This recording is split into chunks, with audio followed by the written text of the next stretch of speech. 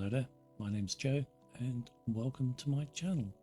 Today I thought we'd take a look at camera metering, and for that purpose I'll be using my Fuji X-H1, but I think the principles for metering are pretty much the same regardless of what camera types that you're using.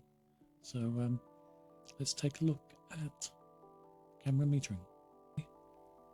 Now on Fuji X cameras there are two ways of accessing your metering options depending on which model camera you have. So on my camera, the X-H1, I have a physical dial located below the shutter speed dial, and so I can select my metering options from there.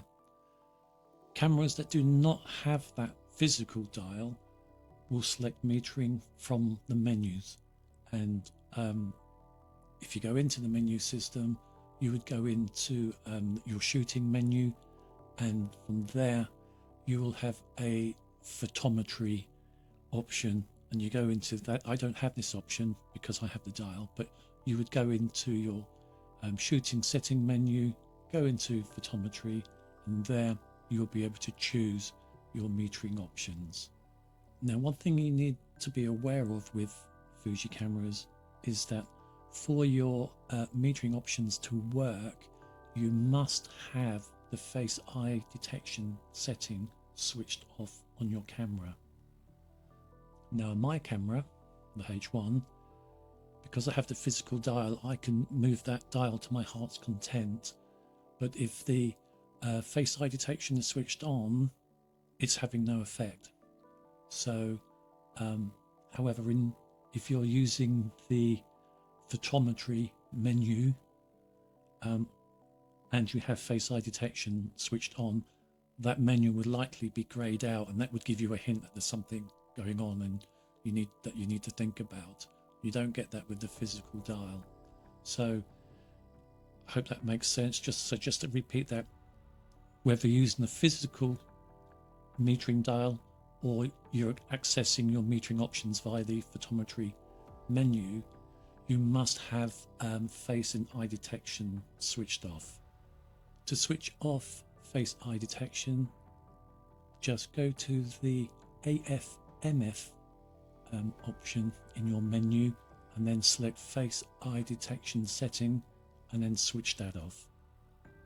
Well, now that we know where our metering options are, we know that we've switched off face eye detection.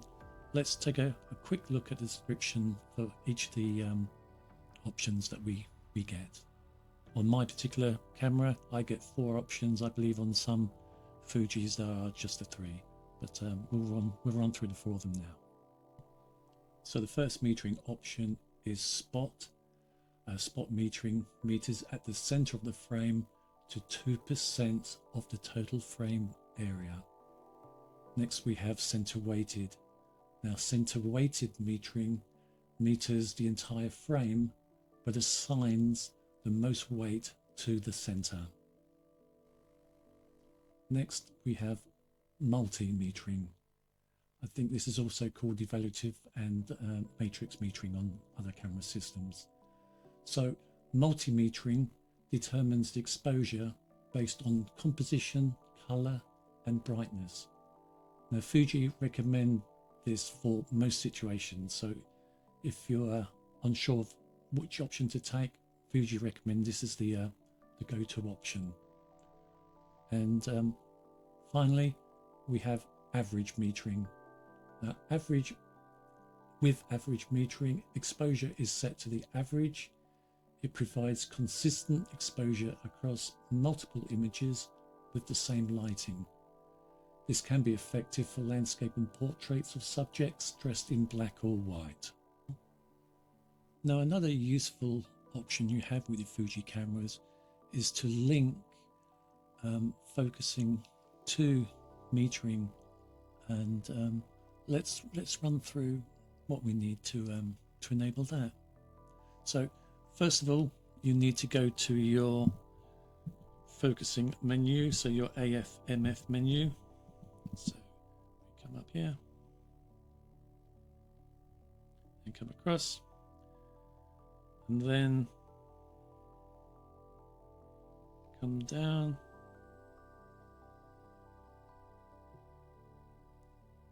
and there we have interlock spot, and there we have interlock spot AE and focus area. Now I have that switched on, so I'm ready to go on that. But the two other things that you have to change, so for this to work, your focusing must be set to single point, and your metering must be set to spot. So again, in your focusing, top I think, isn't it? Yeah. Your focusing mode must be single point, and on your metering, so I have my metering dial, then that needs to be set to spot, and those are the only options that this works with. So you can link those two together and can be very useful, particularly for things like perhaps portrait work. Okay, so to finish off, let's take a look at the in-camera meter, and easiest way to do that I think is I'll set my camera to manual, and we'll then adjust the metering to try and get a good result. So let's I don't have anything particularly interesting to show you because my camera is tethered to my table at the moment. So but we've got this object here, particularly fussed about focusing, so we're not looking at focusing here, we're just looking at metering. But we can see here, if you look at the meter table on the left, you can see that the image is underexposed. Now if I make some changes here, you'll see that moving.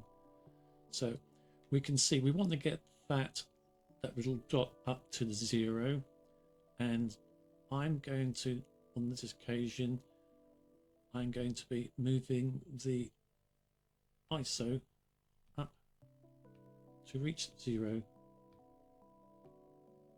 to get, and there we are. Run back there.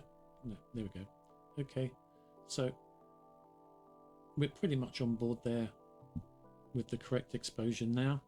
We could, if we wanted to, make further tweaks. We've got the exposure compensation button as well. You'll have on your camera. Press that down and you can increase or decrease your camera's exposure by up to 3 stops. And you also have, let me just put this down because this thing is heavy. And the other thing that you have that you can use is you have the exposure lock.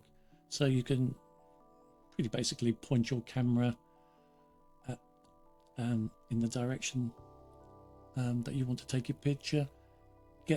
When you see an exposure which is to your liking, press the exposure lock, and that will hold the exposure, and then you can reframe the composition for your picture, and then concentrate more on the composition and focusing, and then take the shot. So that's about it, I think. So there can be a lot to exposure, or there can be very little. You can put your camera into program modes and it does it all for you. Go into manual and you can adjust it to your own specific needs.